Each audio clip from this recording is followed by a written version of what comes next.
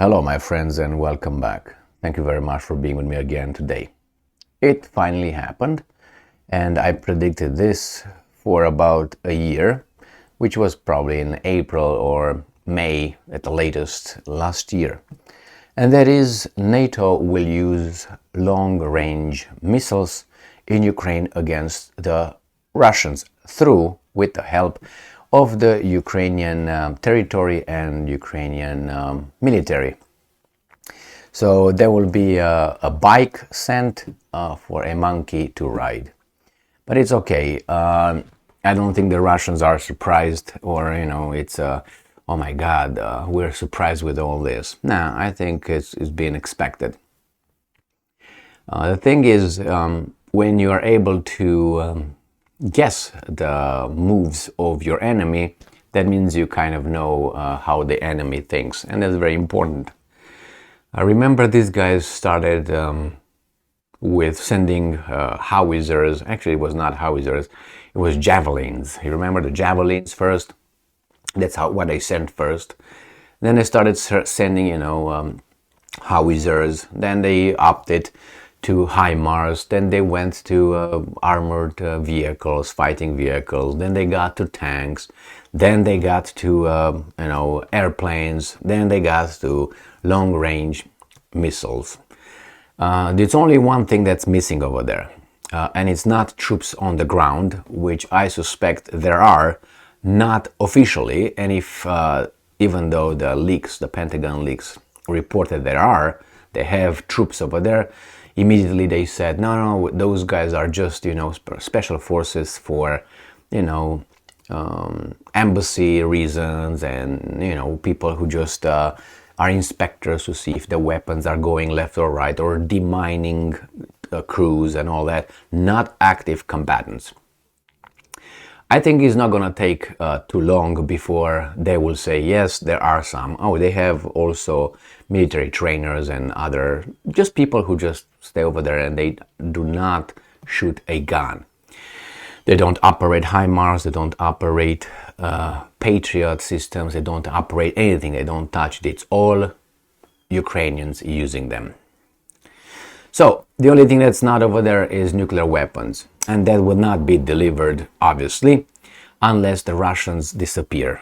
If the Russians disappear, I'm expecting NATO maybe to move something over there, maybe not nuclear weapons, because it's going to be not needed at the time if Russia is gone.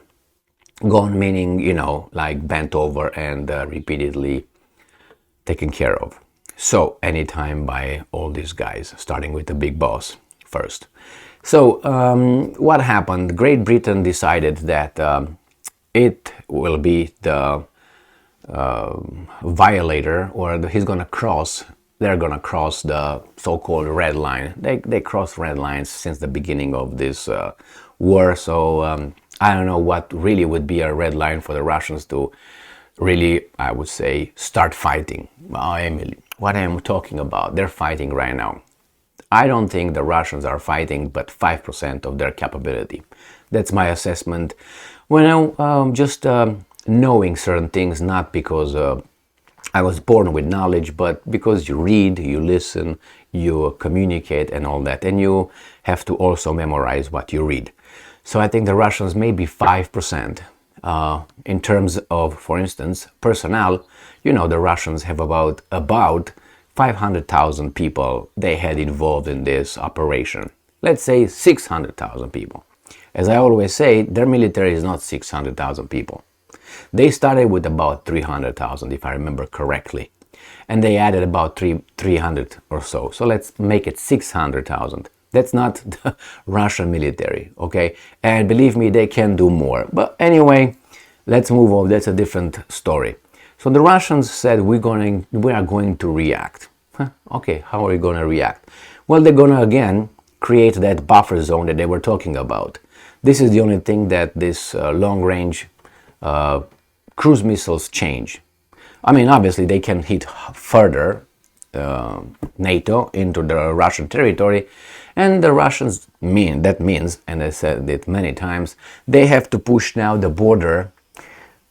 If they receive, let's say the Ukrainians receive 300-kilometer range, they have to push them away 300 kilometers away from their borders, whatever the borders the Russians decide, if they could decide, to be.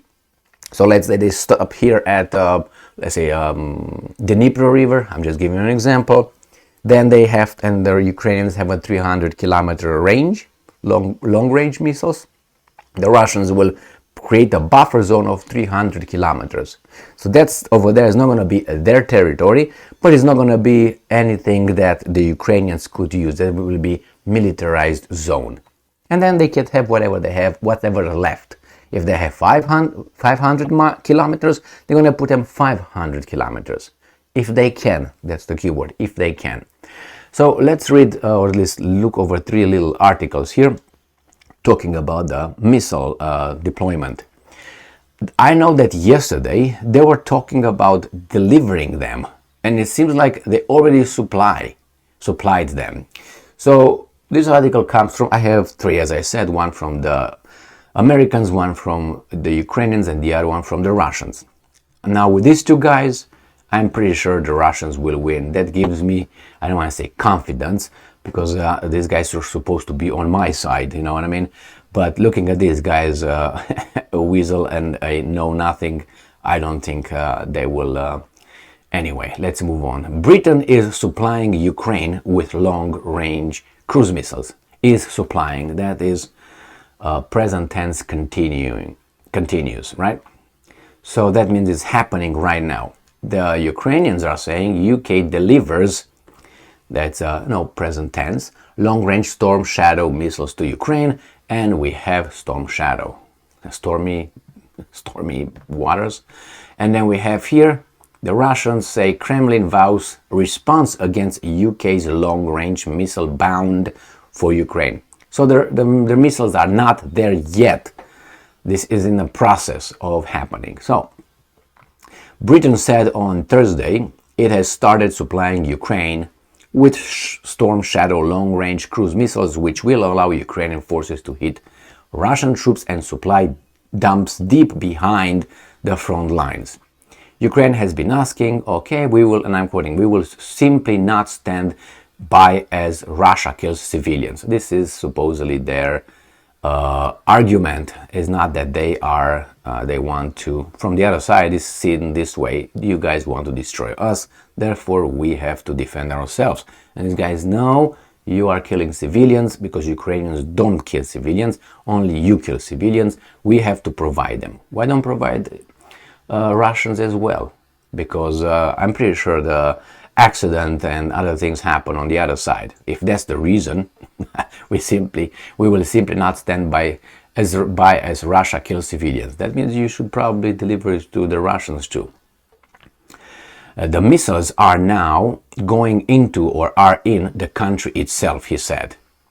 So they are right there. Okay, well, that's good. The Kremlin earlier said that if Britain provided these missiles, it will require, and I'm quoting, an adequate response from our military. Are you gonna bomb these 2 fellows or not? I don't think so. So anyway, all right, let's see what's going on here. They don't give us any, they tell us here what's happened, how much, whatever they gave here. The NATO fighter jets are coming, the tanks are given, you know. It says last week a British-led group of European countries asked companies for expressions of interest to supply Ukraine with missiles with a range of up to 300 kilometers. Why stop there? Because probably they're afraid they're going to hit London and Paris and Berlin. That's why they give them only 300 kilometers. I guarantee you that. But Britain said on Tuesday that no final decision has been taken on supplying the weapons. Well, and now they talk about Storm Shadow, manufactured by European missile maker MBDA, is an air-launched long-range missile. So that means that they need some airplanes for that. Designed for attacks against high-value targets such as hardened bunkers and key infrastructure, according to the company's website. Can they destroy apartment buildings too, or no? That's not designed for that. If they see one, they're just gonna not explode, just gonna disintegrate before it hits. I guess so.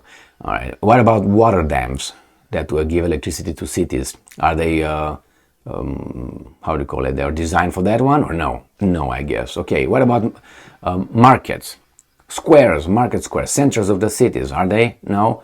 Highways, freeway, bridges? Are that valuable target or not? You gotta be fucking kidding me.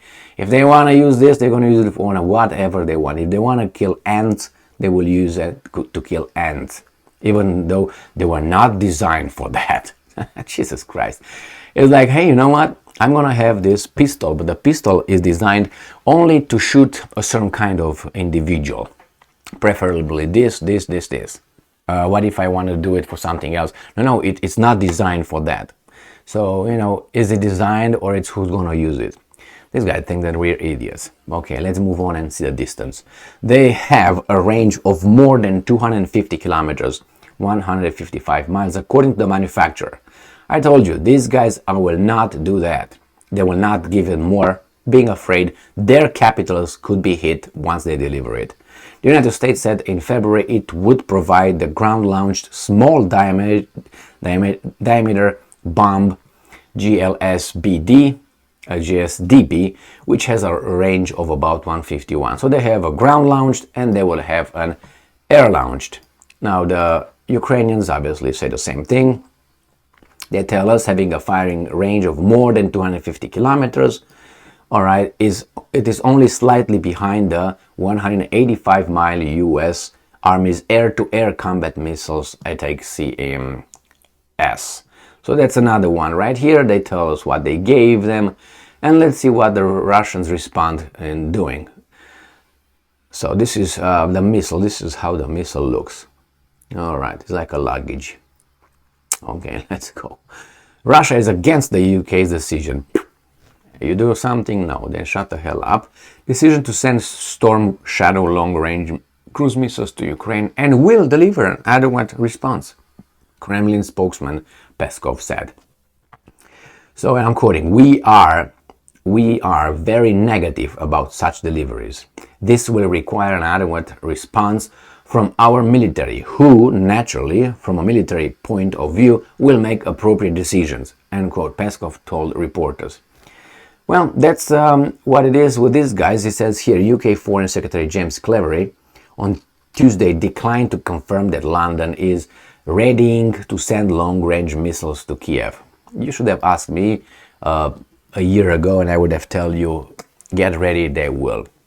And I think this came when it's been decided, I think in March, when Boris Johnson landed in Kiev. After the Ukrainians were negotiating with Russians, I think they met 5 times from February 24th to the minute Johnson landed. Johnson landed the next day after the Ukrainian delegation met the Russian delegation in Istanbul. And they were, we discussed that, we open for that. And I think that was the time when NATO came and said, hey guys, we are in right here. Because from that moment, there was no more negotiation talk. There were no more anything about we will. On the contrary, Zelensky, signed a little decree that it's illegal to negotiate with those Russians. So it was very clear. So here you have it, my friends, something that we knew would happen. The only thing is right now to receive details. Details is, whatever for in Western NATO fighter jets, not F-16s because they're afraid. I made a video on that and check it out why they're afraid to send it over there, because it's too good.